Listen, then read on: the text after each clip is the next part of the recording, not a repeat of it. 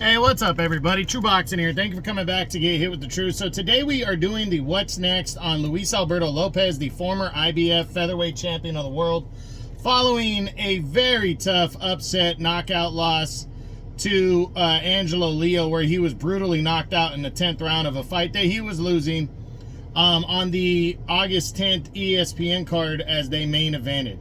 Now, before we get into that, if you could smash the like button, leave a comment, or subscribe to the channel. I really do appreciate any and all support that I can get as I continue to build my channel here. So Lopez, he fought as hard as he could. He was in the fight, but he was getting beat to the punch and just outworked against Leo. And, I said it, maybe moving up to 126 is where Leo belonged. Maybe 126 is a better weight. Obviously it is. Lopez was considered by most, majority at least, to be the #1 featherweight in the world. And, he got worked in this fight, and then he gets brutally knocked out. So now the big question is, what's next for Luis Alberto Lopez following this loss? Well, I don't believe he had an automatic rematch clause in the contract, even though this was an optional defense for him. I don't believe there was an automatic rematch clause, and even if there was, does he really want to go that route and run it back right now? I don't think he does or should. But let's run through the top 10 and see what could possibly be next if he decides to come back against somebody in the top 10. So let's look. We start with Leigh Wood. Leigh Wood, this fight's not on the table. Leigh Wood's moving up to 130, and moving up to 130 in his next fight. So I think that's where Wood will, he hasn't yet made his debut, but we know that's his goal. He vacated the WBA belt last year to do so, so that's what he's doing. Then there's Ray Vargas, the WBC champ. He is a PBC guy, and he has a mandatory defense against Brandon Figueroa next. Vargas and Lopez is not going to happen next. Then there's WBA champion Nick Ball. Now, it wouldn't be a hard fight to make, but Ball is returning in, I think it's October against Ronnie Rios. And then after that, he's likely going to be a mandatory or possibly unifying belts. I think Lopez likely not going to be an option for Nick Ball. But you never know. I mean, because Queensberry, who Nick Ball is with, works with Top Rank all the time. So it could be possible, but I'm leaning towards the less likely. Then you got Ray Ford. Ray Ford is on his way to 130. He's not going to be returning to 126. Very likely that he's not returning. Plus, he's a matchroom guy. Might be a hard fight to make.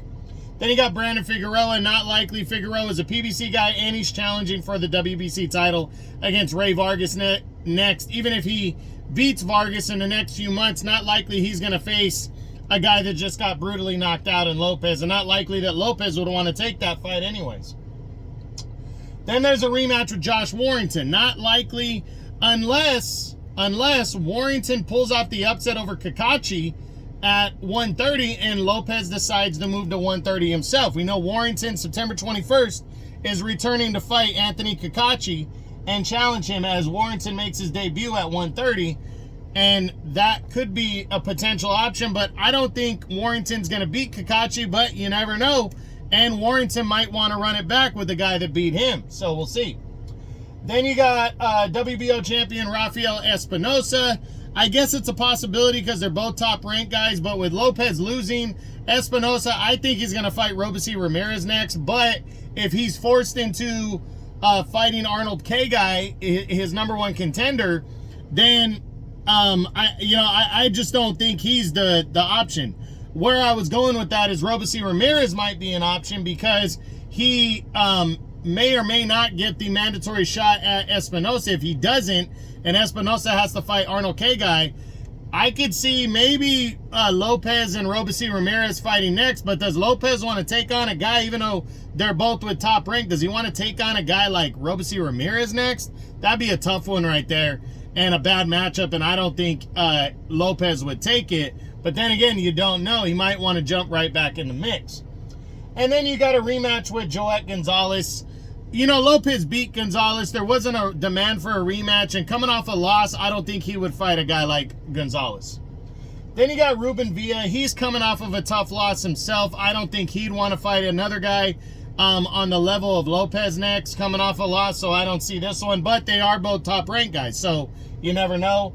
Bruce Carrington's the WBA's #1 ranked contender. Lopez, this would be a mistake for him to take on Carrington next. Arnold K. Guy is a mandatory challenger in the WBO right now. Well, he's the #1 contender. They haven't named him mandatory yet. But anyways, I don't think K. Guy would want to risk that by fighting a guy like Lopez. You know, so I don't see that one. Stephen Fulton Jr. is making his debut at 126 in September. Likely putting himself in position for a shot at the WBA belt, but he's also a PBC guy, and I just think it's a bad matchup for Lopez, so I don't see that one. And then finally, Lorado Diamini. He's the highest rated contender in the IBF. He's likely going to get the title shot against Leo next, or he's going to fight in a final eliminator to determine that #1 contender. So for Lopez, I think, you know, it's highly unlikely we see him against a top 10 guy in his next fight. He could come back and just take on somebody else, or I really think there's a possibility that Lopez can move to 130. He got brutally knocked out here. He has fought at 130 before. Remember that victory he had over Gabriel Flores was at 130 pounds. That ignited that hot run that he went on before the loss to Leo. So I really wouldn't be surprised at all if Luis Alberto Lopez returns and fights at 130, because 130 is getting better in terms of deeper. There's a lot of guys there that have moved up from 126 and just other options. And so I really do believe that Lopez could say, hey, look, 126 ain't for me. I want to move to 130 and see what I can do there. And especially if a guy like Josh Warrington beats Anthony Cacace for the IBF title, Lopez might want to chase those fights like with Warrington or Lee Wood, guys like that. So I think it's more likely that we see Lopez go to 130 than stay at 126, but we never know. So that's it. That's what I got. That's my what's next on former IBF Featherweight Champion Luis Alberto Lopez following his brutal knockout loss to Angelo Leo, in which he lost the IBF title in the main event of the August 10th ESPN card. I hope you enjoyed the video. If you did, smash the like button, leave a comment, or subscribe to the channel. I appreciate any and all support. This is True Boxing, and you've been hit with the truth.